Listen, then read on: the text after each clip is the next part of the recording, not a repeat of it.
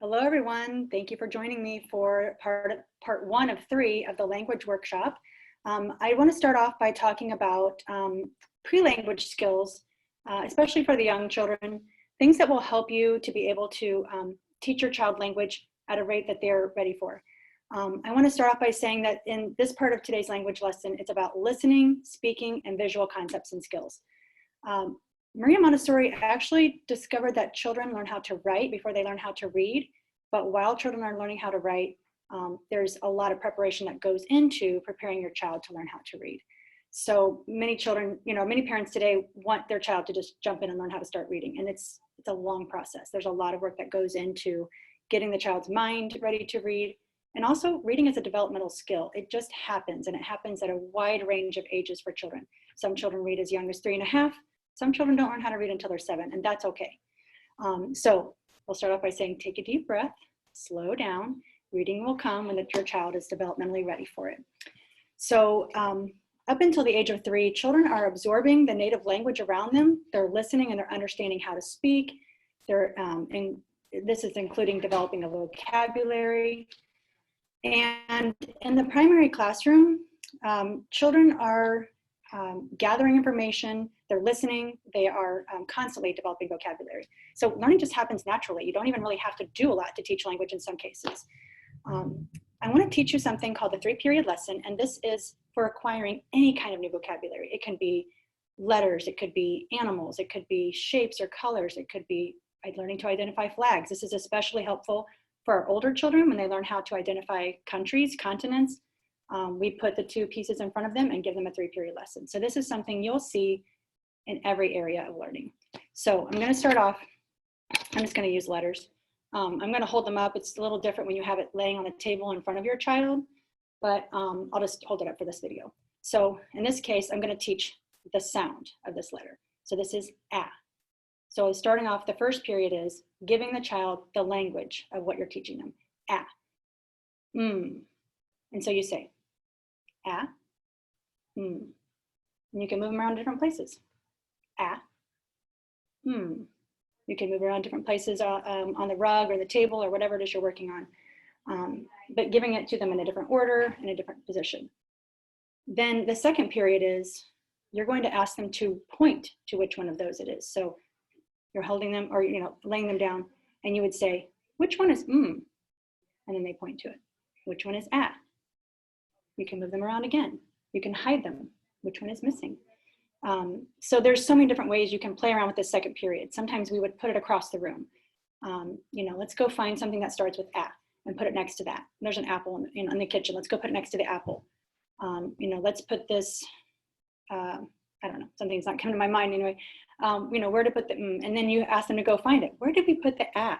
Where did we put the So something that happens when parents are teaching their children new language is this is a step that often gets skipped. Parents often go to, what is this? And this is the A. Okay, what is this? And that's the 3rd period where their brain and their mouth are actually now coordinated together and they can say what it is. But that second period is they actually can point and identify what it is before they can actually speak it.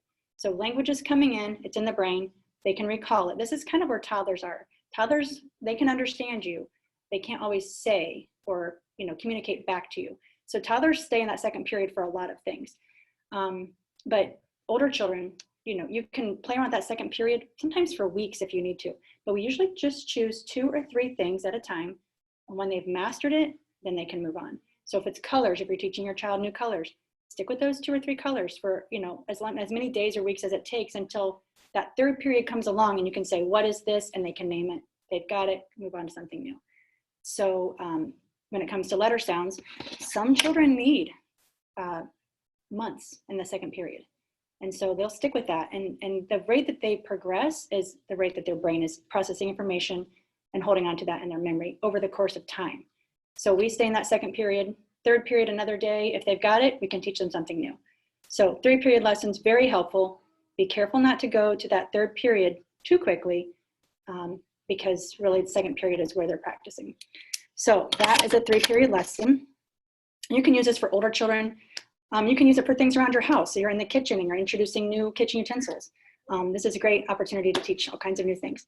So Listening, speaking, visual concept skills, other auditory and oral concepts, songs and music, fun, listening and singing along. Some great resources are Frank Lido, Jim Gill. They've got some really fun songs that you listen to and you do the movements that they're telling you to do. Helps children to develop that listening and just really paying attention to what's happening. Clapping patterns with your hands, clapping syllables of words, always fun, like if you're naming things in the house or you're saying your child's name, Miss Karrin.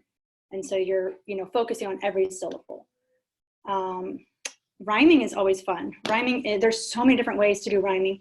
There's a packet that both Nancy and I put in each child, or not a packet, yeah, like a little packet within each child's home learning kit that gives you all kinds of fun rhyming games to play. I like to play silly nursery rhymes.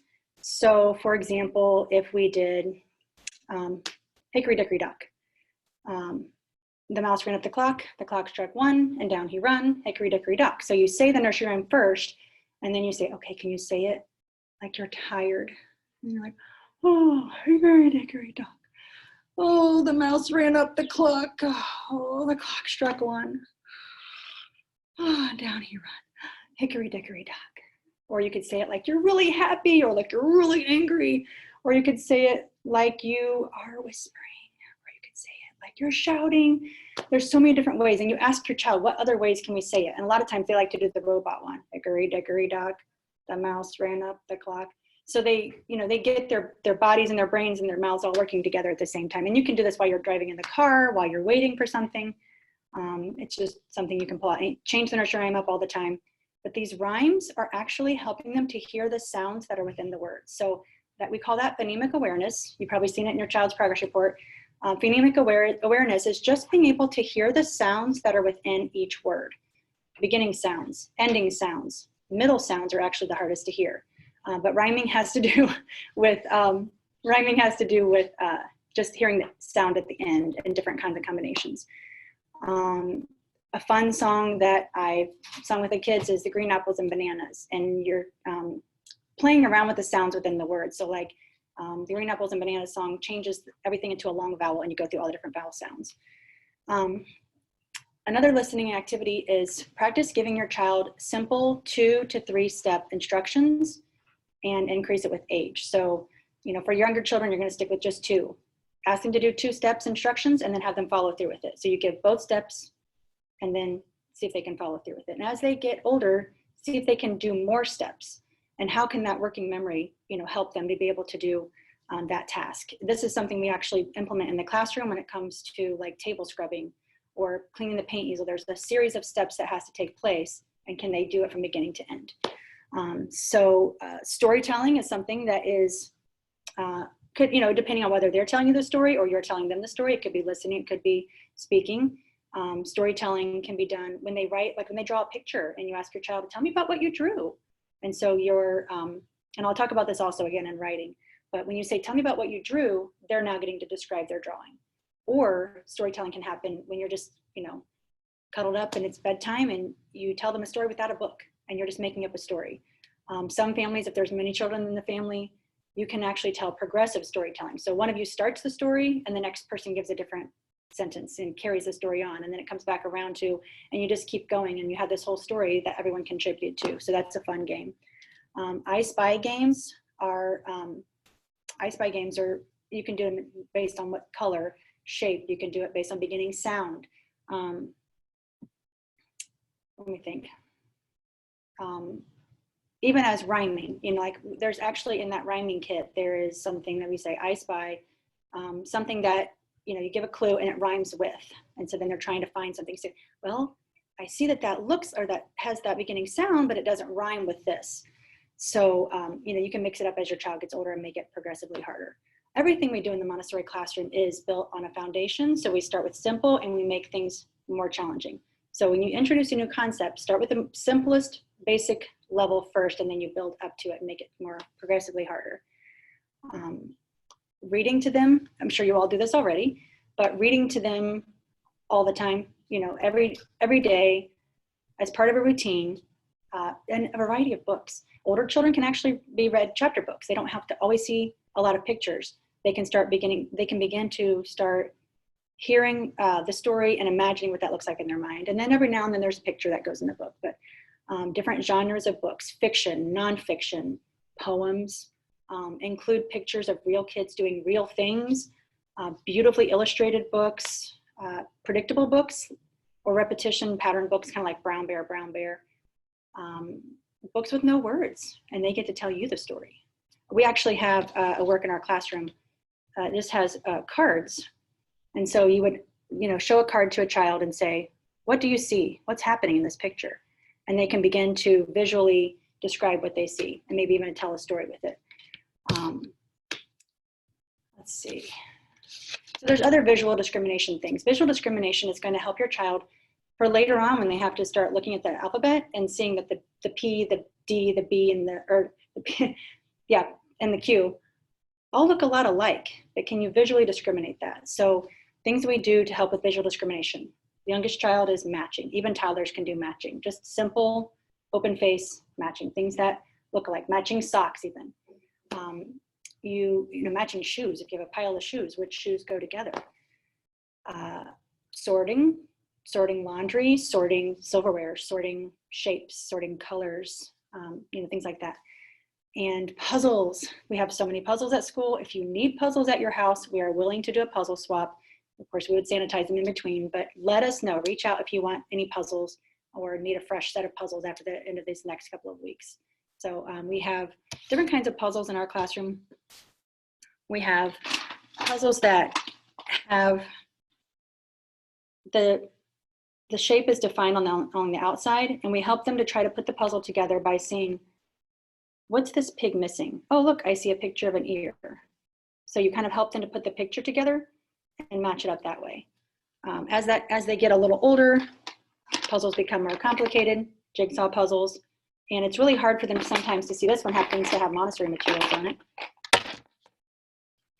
And so we ask them, can you put the pink tower together? Just because it's pink doesn't mean it necessarily goes together. Like these two pieces don't really match. But young children are trying to figure out what even goes together. They often just start connecting things. They don't realize that there's actually a picture happening. But as they start mastering that skill, then you can move on to those huge floor puzzles. We have some children that just absolutely love them. And we have some of those too if you need some. Just let us know. Other visual discrimination things, go-togethers, like, here it is, things that go together. So here's some utensils. And of course we would have, in our classroom, we have a variety of these, different occupations. But in this case, might be that a broom and a dustpan go together, a cereal bowl and a spoon go together. So things that would go together. Opposites, things that are completely opposite, empty, full, on, off, and so forth. Let's see, small, medium, and large, size order. That's also a sensorial skill, but at home, you might have different kinds of balls, which ball is bigger, which ball is smaller. Size discrimination is also part of visual discrimination. Making patterns, you can create patterns with cars, with little characters at home. If you have, find things that look like, we actually make patterns with the children. We'll say like boy, girl, or by hair color, by the stripes on their shirt. This happens to be one where you find the pattern and you put what's the next thing in the pattern. Patterning can even be an auditory skill. Some people just make it as a visual, but I'm an auditory learner, so I will have the children say the pattern several times, close their eyes and say the pattern, and then when we go back and point to it visually, they have that pattern in their head, and we can put that next piece on there. Looking at which one doesn't belong, here are things that are similar but different. Which one doesn't belong and why? So in our classroom, we happen to have a little something that indicates that's the one that doesn't belong. But why does that not belong? Why is that different than the other things? And so that also begins to develop comprehension skills. Things, making categories, classifying things. So you have several cards, different kinds of cards. Then you can do this at home, many different things that you have, make categories. So we have like, has wheels, or you can wear on your body. And so then you'd start classifying, and the other cards would also fall into these categories. So it's just, and we do it with animals, land, air, and water, sorting. There's actually something, I put it on, I'm gonna give you a page of resources, and there's something called a Venn diagram. We start off with just two in the beginning. You could do land and water sorting. Animals that travel via land, animals that travel via water, animals that can do both. like ducks, for example. So those are different things you can start classifying, categorizing. And I've got some pictures and some ideas on the link. Let's see, anything else about that? Oh, I Spy books. I Spy books are awesome, especially for older children. So this is an example. So you would read it and you try to find it in the picture. So they're visually discriminating as they go along. And as children get older, they can play memory games where you actually have the cards face down, they're all sorted, and you can only turn over 2 cards at a time. They get 1 turn. That's always fun to try to enforce. And then they have to wait and hold that in their memory. We have a math game. We also talk about developing that working memory where you get a number and you have to go across the room to get that many objects with the number in your head. Can you remember that number all the way across the room? It's kind of like the equivalent of us walking into a room to get something and then forgetting what we were in there for. I'm sure we've all done that. But something that is also auditory development is as your child gets closer to learning how to read and may not necessarily know all their letter sounds yet, you can do echo reading. So for example, if you have a book and you would read to them, I'll just use the I Spy book. I spy 3 words that end with the letter T, and then they would turn around and say the same thing that you just said. So anyway, the most important thing to remember is have fun with this. Learning happens in small bits and pieces over periods of time. There's no need to rush through or overwhelm your child or yourself. And repetition helps strengthen memory and builds confidence. And that's what we want to keep doing. So don't try to introduce too many concepts at once over these next couple of weeks, but just keep practicing with those same concepts that you have already introduced. Have fun with this and take a deep breath. We will get through this together. Thank you for joining me.